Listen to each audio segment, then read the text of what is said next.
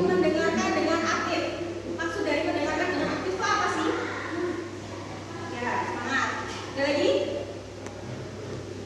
Maksud dari mendengarkan dengan aktif. Ya, benar kan nih? Apa nih menurut kalian?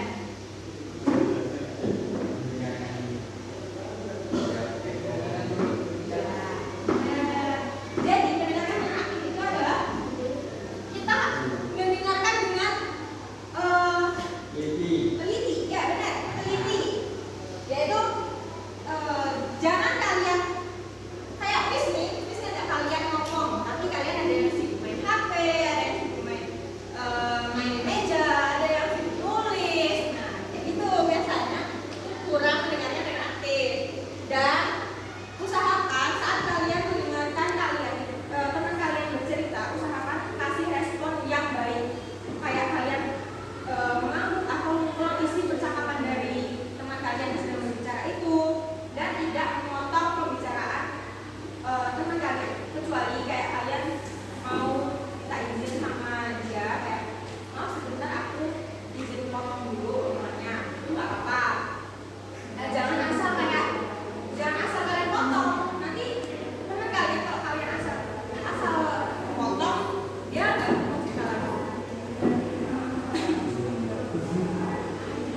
Yang kedua ada bahasa tubuh yang positif. Apa sih maksud dari bahasa tubuh yang positif itu? Yaitu gerakan fisik yang menunjukkan keterlibatan dan perhatian serta saat komunikasi seperti kontak mata. Kontak mata kalian saat teman kalian berbicara.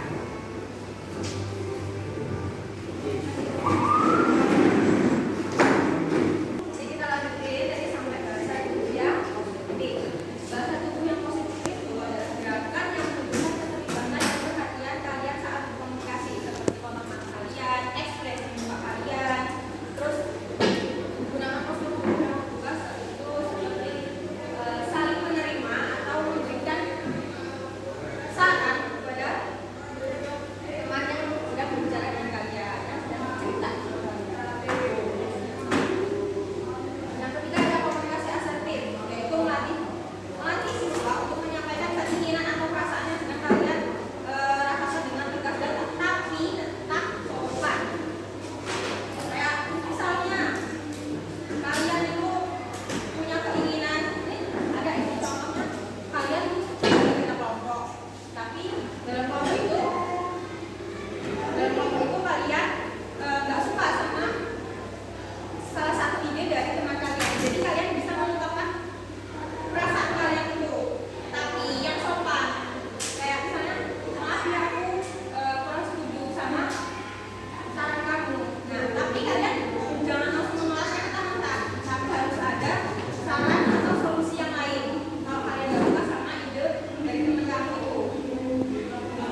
Terus yang terakhir yaitu memberikan atau menerima feedback. Jadi kalian menyampaikan tanggapan jujur dan sopan, yaitu memberikan feedbacknya itu membantu orang lain buat berkembang. Kayak teman kalian cerita soal masalahnya atau dia kurang dia bingung nih mau milih IPA atau IPS. Nah, kalian kasih solusi atau saran yang menurut kalian itu cocok buat dia. Jadi saling memberikan atau menyampaikan tanggapan yang baik. Dari sini ada yang belum paham? Ada yang ingin ditanyakan nggak? Oke. Jadi itu tadi adalah materi yang kita bahas di pertemuan hari ini. Materi kita sudah selesai. Miss mau kita main game.